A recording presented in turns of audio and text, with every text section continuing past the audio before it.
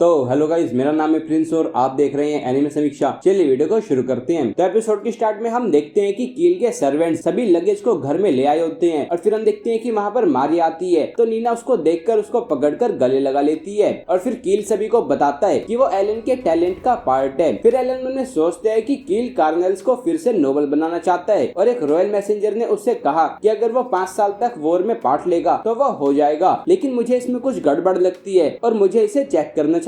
फिर अगले सीन में हम उनको एक बी रैंक डंजन में देखते हैं और वहाँ पर उन्हें डी से लेकर बी रैंक के मॉन्स्टर्स और पॉइजन और एरो ट्रैप्स भी मिल सकते हैं। तो फिर वो सभी पहले से ही एंटीटोड यानी कि पेनेसिया ले लेते हैं और उसका टेस्ट उनको काफी ज्यादा बुरा लगता है। लेकिन फिर हम देखते हैं कि एलन ने पेनेसिया नहीं लिया होता और वो हॉकिंस की हेल्प उस फ्लोर का पूरा मैप बना रहा होता है। फिर हम देखते हैं कि एलन 5 फ्रान को समन करता है और फिर वो सभी उन पर बैठकर आगे बढ़ने लगते हैं। फिर हम देखते हैं कि उनके सामने एक ट्रेजर चेस्ट आ जाती है जो कि एक ट्रैप होती है। तो एलन मारिया से उसको चेक करने के लिए कहता है तो मारिया उसके पास जाती है और मारिया के उसके पास जाते ही वो ट्रेजर चेस्ट एक मॉन्स्टर मिमिक बन जाती है। फिर एलन मारिया से उस मॉन्स्टर पर उसकी एबिलिटी साइकोकिनेसिस यूज करने के लिए कहता है तो वो साइकोकिनेसिस से उस पर अटैक करती है और वो काफी सारे अटैक्स करके उस मॉन्स्टर को मार देती है। फिर ये देखकर एलन कहता है कि तो एनहांस्ड स्टैट होने पर मारिया एक बी रैंक मॉन्स्टर को सिर्फ अपनी हाफ एमपी का यूज करके खत्म कर सकती है। फिर हम देखते हैं कि उस मॉन्स्टर को मारने पर वहाँ पर एक ट्रेजर चेस्ट आ जाती है और उसमें से उनको एक मिथ्रिल हेलबर्ड मिलता है। फिर वो आगे बढ़ने लगते हैं, लेकिन फिर अचानक से हम देखते हैं कि एलन बेहोश हो चुका होता है और फिर वो उठ जाता है और फिर ये सब कुछ देखकर वो पूछता है कि क्या मैंने कोई स्लीपिंग ट्रैप हिट कर दिया था। तो सिसिल उससे कहती है कि तुम्हें मेरी बात मानकर पेनेसिया ले लेना चाहिए था। तो फिर एलन कहता है कि मैंने जानबूझकर वो नहीं लिया था और अब इन्वेस्टिगेशन का समय है। फिर वो मारिया के साथ मिलकर एनालिसिस करने लगता है। तो फिर करीना और डोगरा आपस में फाइट करने लगते हैं और फिर हम देखते हैं कि एलन मारिया से पूछता है कि मेरे सो जाने से पहले क्या हुआ था। तो मारिया उसको बताती है कि फ्रान ने जैसे ही एक टाइल पर पैर रखा तो उसमें से काफी सारी व्हाइट गैस निकली और फिर सभी फ्रान और तुम सो गए। और फिर उसको उठाने के लिए मारिया ने गार्निश का यूज किया होता है जो कि एक आइटम होता है जो एलन ने मापो की एबिलिटी से बनाया होता है। फिर एलन जाकर फिर से उस टाइल पर पैर रखता है जिससे वहाँ पर व्हाइट गैस निकलती है और फिर एलन देखता है कि उसकी रेंज 5 मीटर्स होती है और फिर वो देखता है कि अब उसे नींद नहीं आ रही होती, तो इसका मतलब गार्निश अभी भी काम कर रहा होता है। फिर वो देखता है कि उस व्हाइट गैस से फ्रान सो गया था लेकिन मारिया नहीं सोई। तो फिर वो उस व्हाइट गैस को अपने सभी समन्स पर टेस्ट करता है और फिर उससे वो समझ जाता है और सभी को बताता है कि अभी तक मेरे सभी ग्रास टाइप समन एचपी और एमपी रिकवरी आइटम्स बनाते थे और अब मैं समझ गया कि गार्निश एक स्टेटस रिकवरी आइटम है। फिर वो कहता है कि sleep trap animal type summons पर वर्क करते हैं और ग्रास टाइप और स्पिरिट टाइप पर वो वर्क नहीं करते। फिर तभी हम देखते हैं कि डोगरा एक काफी खतरनाक अटैक यूज करता है और उससे वो काफी ज्यादा खुश हो जाता है क्योंकि वो उसकी स्किल होती है और फिर हम देखते हैं कि वो इससे काफी ज्यादा खुश हो रहा होता है। फिर हम देखते हैं कि वो और आगे बढ़ने लगते हैं और फिर एलन हमें बताता है कि 2 महीने तक वीकेंड्स में डंजन फ्लोर को पार करके हम फाइनली बी रैंक डंजन के लास्ट फ्लोर पर पहुंच गए। फिर हम देखते हैं कि वो बॉस रूम के अंदर चले जाते हैं और वो देखते हैं कि वहाँ पर काफी सारे ग्रेट बोर और एक ह्यूज बोर होता है जो कि ग्रेट बोर का अपग्रेडेड वर्जन होता है। फिर एलन सभी के स्टैट्स देखकर कहता है कि इन स्टैट्स को देखकर मुझे इनकी बिल्कुल भी चिंता नहीं हो रही और उन्होंने अपनी स्किल लेवल को 3 कर लिया है। फिर वो कहता है कि अपने क्रीचर से मिलने वाले बफ से मुझे लगा था कि समनर स्पेशल है, लेकिन उन सभी के पास भी सिमिलर स्किल्स हैं और वो नॉर्मल मोड में काफी ज्यादा फास्ट लेवल अप करते हैं। फिर हम देखते हैं कि कील उन सभी पर एक डिफेंस स्पेल कास्ट करता है और फिर हम देखते हैं कि सिसिल उन ग्रेट बोर पर फ्लेम लेंस से अटैक करती है और फिर एलन जाकर उन पर अपने टैडी से अटैक करता है और फिर डोगरा और करीना जाकर उस ह्यूज बोर पर अपने अपनी स्किल से अटैक करते हैं जिससे वो नीचे गिर जाता है और फिर एलन करीना से उसके वाइटल्स पर अटैक करने के लिए कहता है तो करीना उस ह्यूज बोर के वाइटल्स पर अटैक करके उसको खत्म कर देती है। फिर हम देखते हैं कि वो सभी काफी ज्यादा खुश हो जाते हैं और फिर कील सभी को हील कर देता है और फिर तभी वहाँ पर एक सिल्वर ट्रेजर चेस्ट आ जाती है और उसमें से उन्हें एक स्कारलेटाइट का ग्लव मिला होता है जो कि मिथ्रिल से भी ज्यादा टफ होता है और उसके लिए उन्हें कई 100 गोल्ड कॉइन मिल सकते हैं। तो ये सुनकर कील खुशी से नाचने लगता है। फिर एलन सोचता है कि ये जितने स्ट्रॉन्ग है उस हिसाब से नॉर्मल मोड भी कोई मजाक नहीं है, लेकिन फिर भी ह्यूमैनिटी डीमन लॉर्ड की आर्मी के सामने स्ट्रगल कर रही है जिससे पता चलता है कि मॉन्स्टर्स कितने पावरफुल है। फिर अगली सीन में एलन हमें बताता है कि पिछले महीने से मैं अपने क्रीचर्स को बी रैंक डंजन में फाइट करने भेज रहा हूँ और उससे मैंने 34,7600 सी रैंक मैजिक स्टोन्स और 425 गोल्ड कॉइन्स हासिल किए। फिर वो कहता है कि सी रैंक मैजिक स्टोन के बदले में मैंने गिल्ड से 3,10,000 डी रैंक मैजिक स्टोन की रिक्वेस्ट की। तो फिर वो रिसेप्शनिस्ट उसको बताती है कि पर मंथ 50,000 की ही लिमिट है। फिर हम देखते हैं कि उन्होंने अपने ट्रेजर फंड से एक कार्ड खरीदी होती है जिससे उनका ट्रेवल आसान हो जाएगा और एलन ने एक मैजिक से चलने वाली क्लॉक ली होती है जिससे वो डंजन के अंदर भी टाइम का ट्रैक रख पाएगा। फिर वो हमें बताता है कि वो वो सभी उनके एंड सेमेस्टर एग्जाम में पास हो गए। और फिर वो कहते हैं कि अगस्त आने तक हमने अपने सेकंड बी रैंक डंजन को भी कॉन्कर कर लिया। और फिर एकेडमी 2 महीने के समर ब्रेक पर चली गई। फिर अगले सीन में हम देखते हैं कि एलन की बर्ड पोपो एलन के घर जाती है और फिर हम देखते हैं कि वहाँ पर गैर्डा भी होता है। और फिर एलन पोपो के थ्रू उनसे बात करता है और उनको हेलो बोलता है। तो ये देखकर गैर्डा शॉक हो जाता है। फिर एलन उन्हें बताता है कि वो अभी भी एकेडमी में ही है, लेकिन वो अपनी बर्ड पोपो के थ्रू उनसे बात कर रहा है और वो उनको देख भी सकता है। फिर हम देखते हैं कि इससे मार्श काफी ज्यादा खुश हो जाता है और फिर एलन उसे बताता है कि जो बकेट पोपो लाया होता है उसमें उनके लिए लेटर्स होते हैं और उसमें करीना और डोगरा के लेटर्स भी होते हैं। फिर ये देखकर गैर्डा कहता है कि जो तुम अपने टैलेंट से कर सकते हो वो हर दिन और ज्यादा क्रेजी होता जा रहा है। तभी ये सुनकर म्यूला कहती है कि ये सही नहीं है, मुझे कोई भी टैलेंट नहीं मिला। और ये कहकर वो काफी ज्यादा सैड हो जाती है। तो एलन उससे कहता है कि काफी बुरा हुआ, लेकिन इसका मतलब अब तुम भी मदर और फादर जैसी हो। तो फिर हम देखते हैं कि ये सुनकर वो खुश हो जाती है। फिर रोडिन एलन को बताता है कि वो एक न्यू फ्रंटियर विलेज का चीफ बनने वाला है और वो अगले साल अप्रैल में वहाँ पर चले जाएंगे। और फिर गैर्डा उसको बताता है कि उसकी और डोगरा की फैमिली भी वहीं जा रही है। फिर एलन रोडिन से कहता है कि अगर आप अच्छे चीफ बनना चाहते हो तो आपको पढ़ना और लिखना सीख लेना चाहिए। फिर हम देखते हैं कि एलन की बर्ड पोपो अब वाइकाउंट ग्रानवेल के पास आती है और फिर एलन उसे बताता है कि उनको कार्नेल का बेटा मिला होता है। और फिर एलन कहता है कि बात करने के बाद कील हमारा अच्छा फ्रेंड बन गया और हम क्लासेस और डंजन एक्सप्लोरेशन साथ में कर रही हैं। फिर एलन बैरन को बताता है कि कील एक रॉयल मैसेंजर से मिला था और उसने उससे 5 साल तक वॉर में सर्व करने के बाद कार्नेल्स को नोबल बनाने का प्रॉमिस किया है। ये सुनकर ग्रानवेल कहता है कि अगर किंग चाहे तो कार्नेल्स को फिर से नोबल बनाया जा सकता है, लेकिन अगर कील के पास क्लेरिक का टैलेंट है तो वो पक्का स्कैम होगा। वो कहता है कि वॉर से जिंदा आने वालों को स्पेशल ट्रीटमेंट मिलती है और इसीलिए काफी सारे नोबल्स अपने बेटों को वॉर में भेजते हैं, लेकिन वो हीलिंग टैलेंट वाले पर्सन को उनके साथ रखते हैं ताकि उनके बेटे सेफ रहे। फिर वो कहता है कि फ्रंट लाइंस पर काफी कम क्लेरिक हैं और उन्हें रोजनहाइम की एल्फ से हीलिंग में हेल्प लेनी पड़ती है। फिर वो कहता है कि इसलिए क्लेरिक काफी ज्यादा वैल्यूएबल है और उनको एक्सप्लॉइट किया जाता है और उनसे यंग नोबल्स के लिए काफी ज्यादा काम कराया जाता है। फिर वो कहता है कि नोबल्स आपस में सीक्रेट पैक्ट बनाते हैं ताकि वो क्लेरिक्स के 3 साल की सर्विस खत्म होने पर भी उन्हें फ्रंट लाइंस पर रख सके। और ये इतना बुरा है कि कोई भी क्लेरिक मौत से पहले वापस नहीं आता और कार्नेल भी कील को एज ए टूल यूज करने का प्लान कर रहा था। फिर एलन कहता है कि अब मैं समझ गया कि कील के कॉमनर बनने के बाद रॉयल मैसेंजर ने उसे वॉर ज्वाइन करने के लिए मना लिया। फिर वो कहता है कि लेकिन इससे रॉयल मैसेंजर को क्या फायदा होगा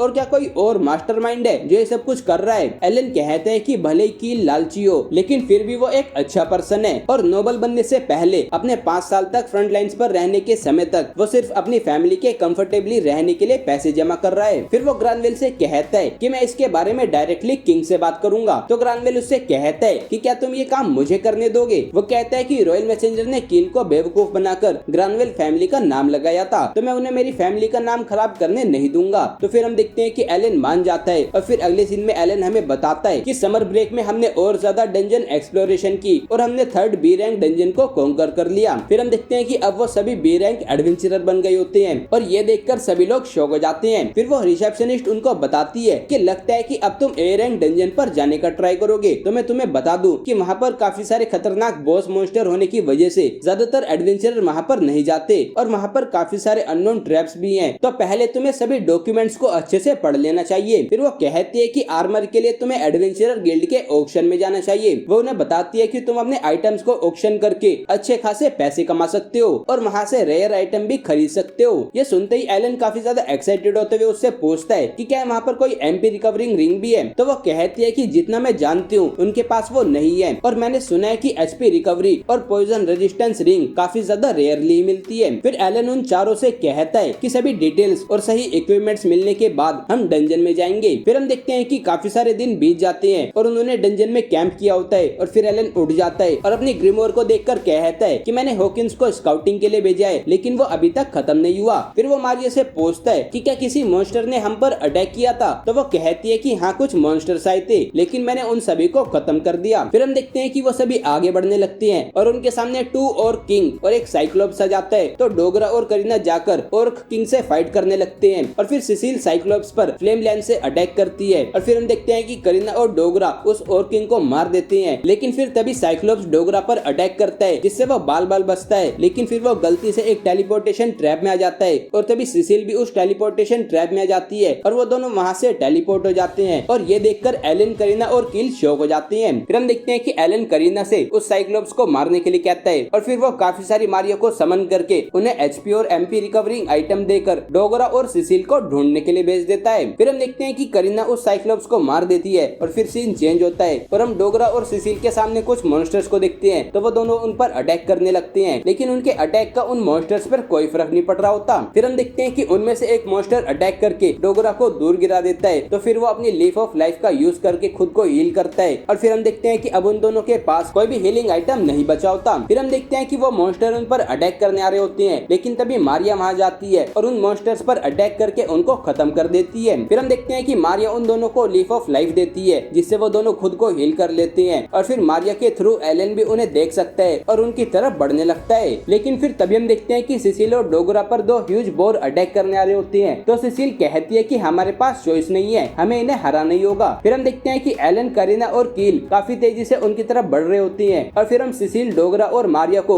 उन बोर से फाइट करते हुए देखते हैं। फिर हम देखते हैं कि एलन कहता है कि इस मैच के इतना कॉम्प्लेक्स होने की वजह से उनका पता होने पर भी उनको ढूंढना आसान नहीं है। फिर हम देखते हैं कि सिसिल और डोगरा के सामने एक काफी बड़ा मॉन्स्टर होता है, लेकिन फिर हम देखते हैं कि एपिसोड यहीं पर एंड हो जाता है। तो गाइस, ये था episode 3 of the hell mode season 2। अगर आपको ये वीडियो पसंद आई तो वीडियो को लाइक कीजिए, चैनल को सब्सक्राइब कीजिए, प्रेस कीजिए बेल आइकन को। मैं मिलता हूँ आपसे अगली वीडियो में। Thank you.